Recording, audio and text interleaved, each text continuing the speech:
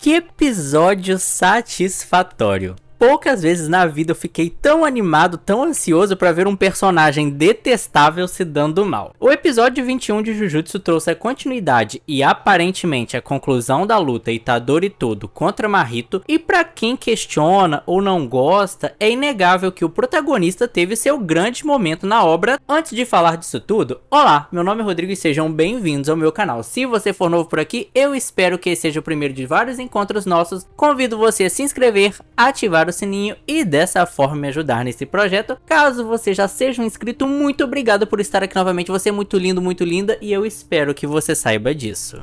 Em aspectos técnicos, as coisas que eu mais gostei nesse episódio foram como determinados pontos do mangá foram expandidos e melhorados com a direção, e também como, narrativamente, o duo Itadori todo funcionam perfeitamente. Começando por esse segundo tópico, foi muito interessante ver como, sem precisar de muitos diálogos e exposições, os brothers se entendem e conseguem criar um encaixe perfeito na batalha.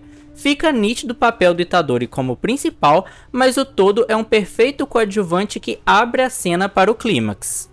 Mesmo sendo o Itadori quem possui a capacidade de atingir a alma do Mahito, o Mahito precisou se atentar ao dobro em relação ao todo porque ele e sua habilidade estavam sendo uma pedra no sapato. O Mahito usou humanos transfigurados que possuíam uma resistência bem maior e eram específicos para os ataques. Essas criaturas não eram lá das mais fortes, mas o plano era que eles fossem capazes de ocupar o todo e quem sabe eliminá-lo. Já nesse comecinho da ação, é digno de nota como, mesmo com um tempo curto para entregar os episódios, essa produção ainda consegue trazer escolhas artísticas como mudanças do ponto de vista, planos e ângulos diferentes do material original, ou seja, o mangá. E essas alterações trazem uma dinâmica muito boa para essas lutas e permitem que sequências inéditas sejam criadas para o anime. Voltando pro caso Itadori, que era o alvo do Mahito, ele continuou se mostrando mais determinado do que nunca. Muito consciente do que precisa ser feito a cada golpe, a cada movimento, ele sabe que precisa dar continuidade à missão deixada pelos seus amigos. Estava indo tudo bem até que há uma virada do Mahito ativando a expansão de domínio. Usando o mesmo princípio do Satoru no começo do arco, a ideia é usar essa técnica por 0,2 segundos e destruir o todo. Contudo, ele não pode fazer isso de qualquer maneira, porque se ele atingir a alma do Itadori, ele atinge o Sukuna, e se ele atingir o Sukuna, tchau tchau. Para quem tem uma memória boa, isso já aconteceu na primeira temporada quando Mahito lutou com Nanami.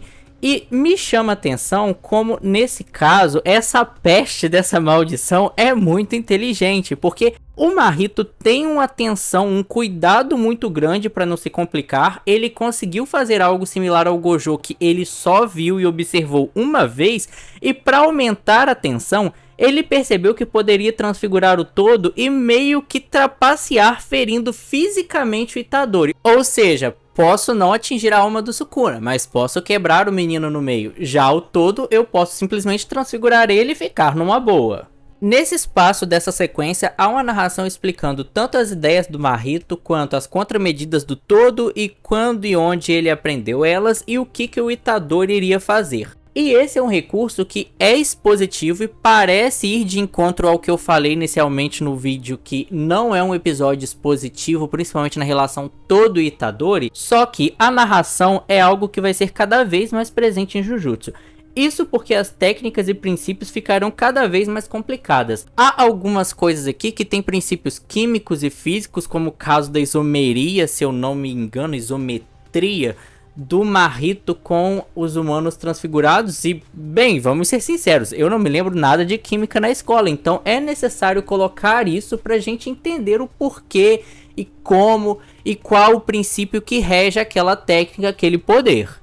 Voltando à expansão de domínio, é a partir desse momento que o anime apresentou adições interessantes, como a cena da Idol, que pode parecer confusa a princípio. Eu vi gente achando que era até uma expansão de domínio do todo, mas não. Essa cena repleta de luz e tons mais iluminados, até mais cômica, mais caricata, mais bem animada, nada mais é do que uma ilusão do todo ganhando força da cantora que ele é fã. Ele bateu no Mahito e, numa reviravolta que não é uma reviravolta, é só um micro instante ali que do colar caindo no chão, inclusive fofo todo ter uma foto do Yuji, e quase que de forma simbólica o todo ganha todo esse impulso para agir, mesmo que fosse um grande risco para ele mesmo.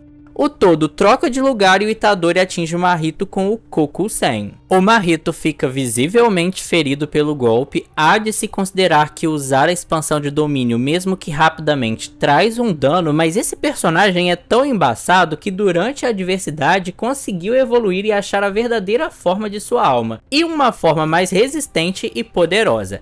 De início, o Itadori sequer consegue causar danos a ele, o Itadori está esgotado e a única maneira de derrotar o Mahito seria usar o Kokusen novamente. Só que não é tão simples assim. Ele precisaria de uma abertura e ele teve. Aqui há um paralelo, entre aspas, muito interessante da relação da resolução desse embate com o selamento do Satoru Gojo. Se o Geto falso usou um blefe para distrair um cansado Gojo, o todo fez a mesma coisa com o Mahito ao fingir que se ele batesse palmas mesmo sem a mão, ele conseguiria usar essa técnica. O Itadori conseguiu atacar, quebrou uma regra definida pelos princípios do Jujutsu e o Mahito foi agora sim abatido. E que final satisfatório e uma sensação maravilhosa ao ver esse vilão, esse cara que matou vários personagens que a gente adora, que causou vários problemas, transparecendo medo. E é uma cena que traz um simbolismo com coelhos e lobos, a relação de caça, mostrando que o jogo virou e agora o Itadori é quem está no controle da situação, que é muito boa. O discurso do Itadori falando que independentemente do que ocorra, se o Mahito voltar, ele sempre irá matá-lo, é brutal. E o Mahito ficou ali tão pensativo, tão abalado, tão detonado, que me lembrou muito o Inveja do Fullmetal no seu final de arco, em que ele teve que admitir que estava abaixo dos humanos que ele tanto desprezava. Nesse caso, ainda assim há uma esperança pro Mahito, porque no finalzinho da coisa, aquela criatura, aquela coisa, sei lá que bicho é aquele cérebro que usa o corpo do Geto, chegou e talvez ele ajude o Mahito. Mas será que ele vai ajudar mesmo? Será que mais uma vez essa maldição desgracenta vai conseguir escapar? Esse Geto falso vai lutar contra o Itadori? Fica de expectativa. Em linhas gerais, esse episódio ele foi muito agradável por causa dos eventos, ele teve uma montagem muito fluida, inclusive montagem tem sido algo muito forte, muito bem feito nos últimos episódios de Jujutsu, tem um dinamismo ali que é colocado, por isso que a experiência costuma ser tão boa, mas ele não teve tantas referências estéticas interessantes como no último episódio e como eu citei no meu último vídeo, que eu gostaria que fossem repetidas, mas tudo bem. Eu acho que aqui é digno de passar. As expansões, as extensões dos elementos originais do mangá já me agradam bastante. Tenho expectativa que nos próximos 2 últimos episódios dessa temporada isso será novamente usado, porque faltam 4 capítulos para finalizar essa adaptação de Shibuya. E normalmente, como 3 capítulos é dado por episódio, teremos coisas expandidas, coisas aumentadas, sequências de ação que podem ser maiores. E isso é muito bom. E eu vou ficando por aqui. Se você gostou desse vídeo, deixa seu like, seu comentário, feedback para o canal ou suas teorias em relação a como você acha que o arco de Shibuya vai acabar. Nas próximas semanas eu volto comentando os 2 últimos episódios e eu espero ver vocês lá. Até mais!